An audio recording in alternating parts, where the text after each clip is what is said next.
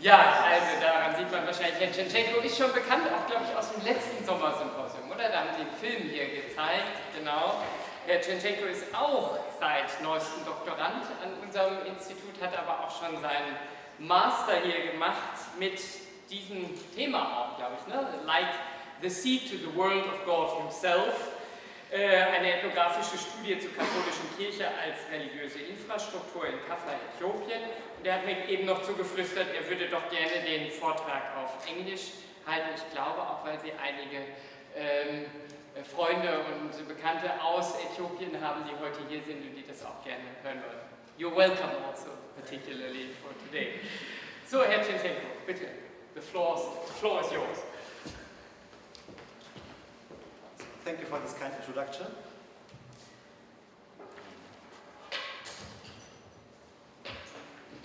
In this presentation titled, Like the Seed to the World of God Himself, Conceptualizing the Catholic Church as a Religious Infrastructure in Kafa, Ethiopia, my overall aim is to describe the role of the Catholic Church on the everyday lives of people in the Kafa region of southwestern Ethiopia. For this, I will try to conceptualize the Catholic Church as a religious infrastructure, a relatively new concept that refers to the interconnectedness and qualities of religious configurations. Therefore, I will at the beginning outline the concept of religious infrastructure and show its potential as an analytical tool. Secondly, I will contextualize the history of Kafa as well as address the history of the Catholic Church in that region. Thirdly, and while referring to empirical data from 3 months of field research in the Kafa region, I will conceptualize the Catholic Church as a religious infrastructure with and through which people negotiate issues of development, accessibility to resources, as well as belonging and identity.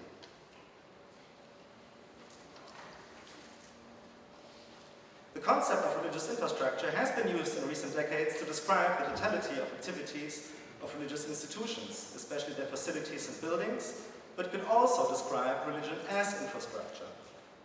Referring to Holzien and Kirby, this concept is linked to references in the anthropological study of so-called hard infrastructure, which could be bridges, dams or roads, which is a classical subject area because infrastructures can be described as surfaces from which social, cultural or political motifs can be deciphered. Also, infrastructures take a part in the development of geographies. They mediate between centers and peripheries. They too do relate to discourses of modernity and development because, like any development project, infrastructural projects have an anticipatory state around which subjects revolve their promises and hopes around. The infrastructural turn expands this conventional view on infrastructure and understands it as a relational ecology that relates people, objects, aesthetics, and social practices, among others. Through this, thinking infrastructurally opens up to a holistic view that allows to look at infrastructures only through the relationality of their various contexts. In addition, the concept of affordances shows the ability people have to act.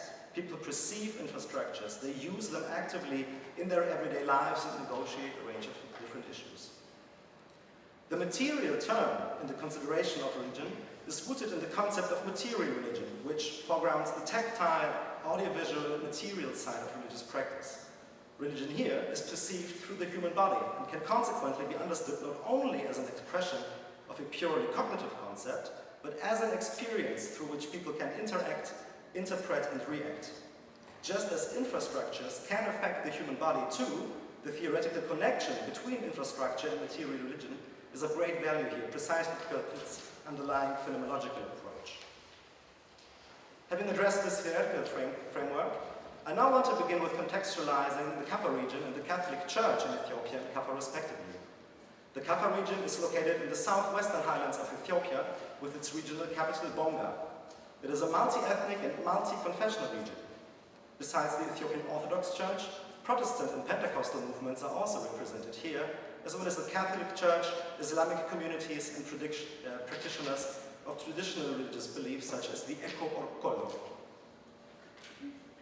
The historical basis of the Kafa region is the ancient kingdom of Kafa, which was founded in the 14th century and developed into a large centralized state administered by a clan structure during the 17th century. The kingdom of Kafa existed until it was conquered by the invasion of Emperor Menelik in 1897. Within Kafa society, the clan structure that emerged during this period is still relevant today, because people identify themselves not only ethnically, but also along their social standing as Kafa or Manjo, with the latter group being marginalized due to notions of purity or stereotypes such as hunting wild animals and others. According to the latest census, 61% of people in the Kafa region now belong to the Ethiopian Orthodox Church, 25% to Protestant churches, 6% to Islam, 5% are practitioners of traditional religious practices, and about 2% of the people belong to the Catholic Church.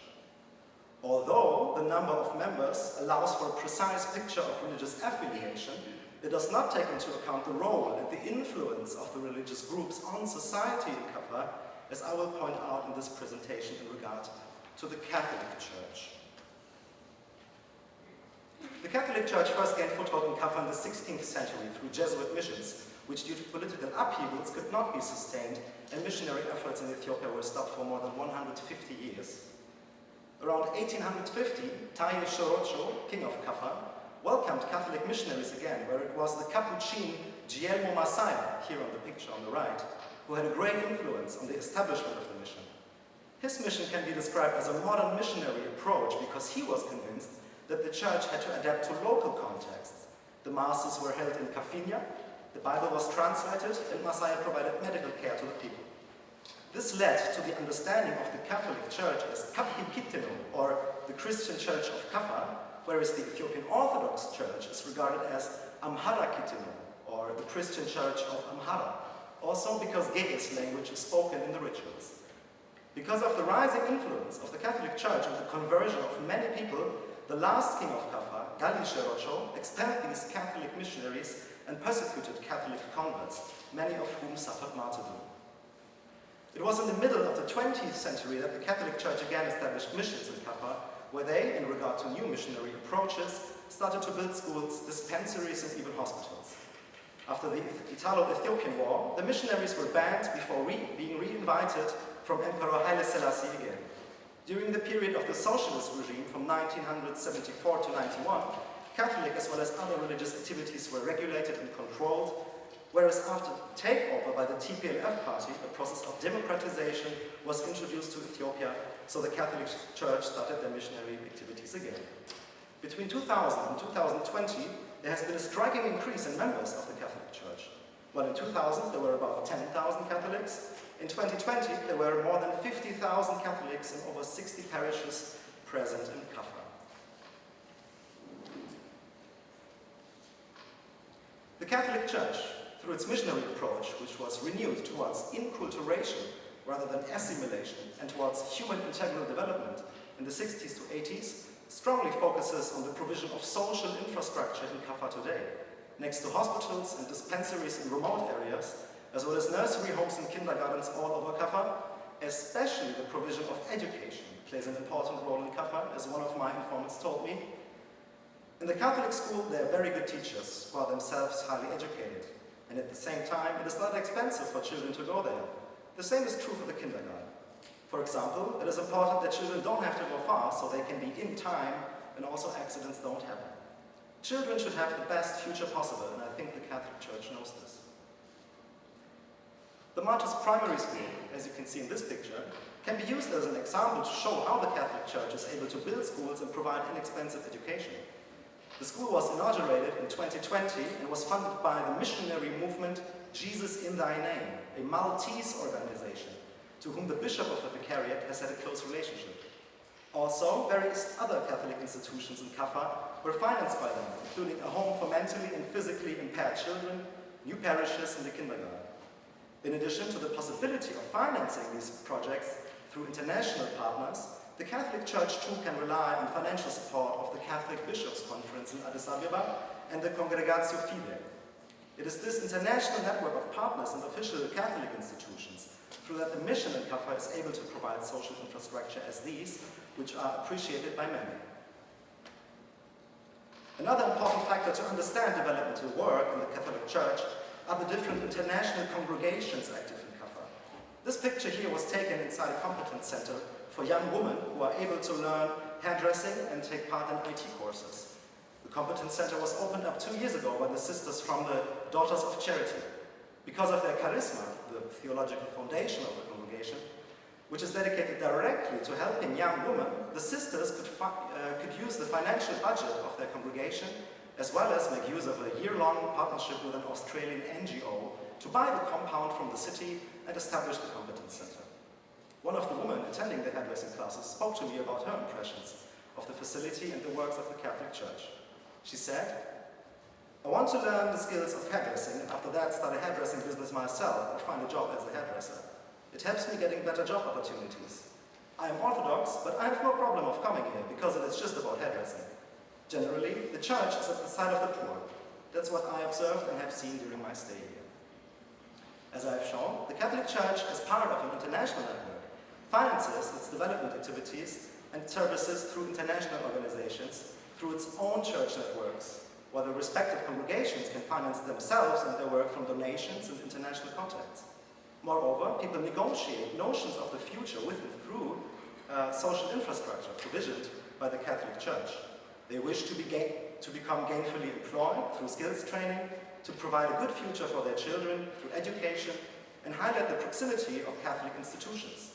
Unlike negotiations in the conventional view of hard infrastructure, I interpret these negotiations of the future directly relating to social transformational processes because people actively engage with them to bring about change in their lives.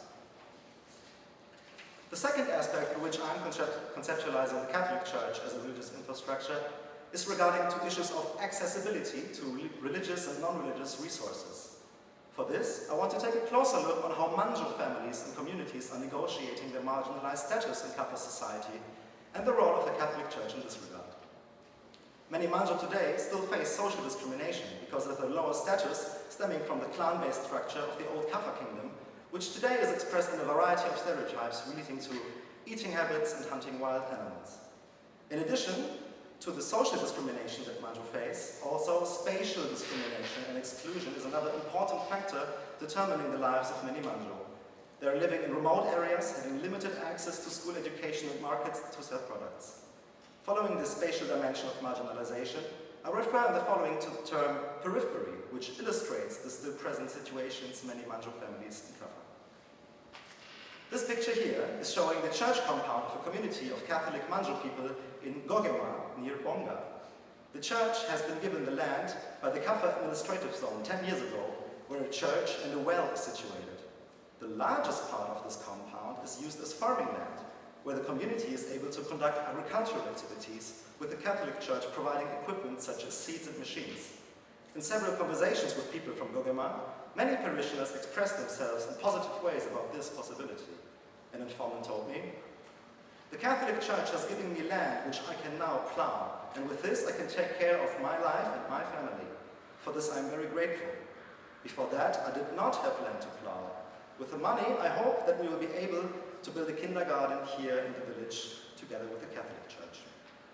Interestingly, this statement can be related to the findings from Japanese anthropologist Sayuri Yoshida that many Manjo have given up hunting and engaged in subsistence farming, which she describes as a strategy for Manjo people on the way out of social discrimination. But it's not only through the possibility of farming and selling agricultural products that the Manjo actively engage in aspiring to a better future, it is also through the pastoral activities, the theological dimension, that many Manjo negotiate their marginalized status. Another informant from Gogema told me in this regard, "Our family, they were always like cast-outs, but the Catholic Church does not exclude anyone. And the newer generation, they already know because of this that we are equal to everyone else. We feel that we are equal. We are children from Adam and Eve." I would like to present two arguments here. Firstly, the Manjo no longer have to come to the church simply comes to them. The presence of a Catholic Church and the land given to parishioners creates a new center in what actually is a peripheral situation where many Manjo are located. People no longer have to travel long distances to kindergartens or markets, and they can harvest and sell agricultural products and hereby financially support their families. Thus, the Catholic Church as a religious infrastructure does not only mediate between the center and periphery, it creates new centers and formerly peripheries. Secondly, Manjo experience also meaning and belonging, which is reflected in the Catholic theology teaching of equality among human before God. Through these arguments, I want to make clear that Manjo do not only negotiate issues of development, but also of belonging and their marginalized status. At last, I want to focus on the role of belonging and identity, and how an infrastructural view on the Catholic Church can include these very issues. For this, I want to refocus again on the history of the Catholic Church in Kafa and elaborate on the important role of the martyrs who were persecuted by the last Kafa king. The story of the particularly cruel persecution is central to the emergence of martyrdom in the small village of Modio, where Catholic Christians, who converted in the times of Jeno Messiah, had to swallow metal crosses and were killed this way. The grave of these martyrs was found 20 years ago, while in the process of discovery, a holy water site appeared next to the grave, which has healing properties, as many informants, Catholic and non-Catholic, told me in the course of my fieldwork. The grave of the martyrs, together with the holy water site, is now an important pilgrimage destination, where also a 3-day-long celebration and festivity of the martyrs take place in January. People now use the holy water as a religious medium and make sense of this place regarding the Catholic martyrs, as one of my informants told me. So many people come to use the holy water and pray in this place, which we believe in also. This place is very important to us because it is the place where the first Catholic people died for their belief. They had such a great hope that they gave their life for that. Also, we do hope like them. Our faith is based on the blood of the martyrs. As we can see, people are impressed by the strong faith of the martyrs who wouldn't denounce their faith and perceive them as role models now. And they experience healing through the use of holy water. But they also relate the story of the martyrs to the emergence of the Catholic Church in the Kafa region as Kafikitino, which originated because the liturgy was translated into Kafinia in the times of Jeno Messiah.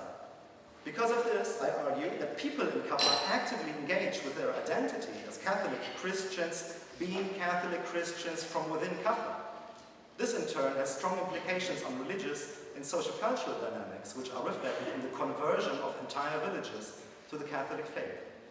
One of them, a convert from the village Hamani, found fitting words when he was saying, "I went to Modio with some of my neighbors, and there I saw that Kafikitino is the Catholic Church.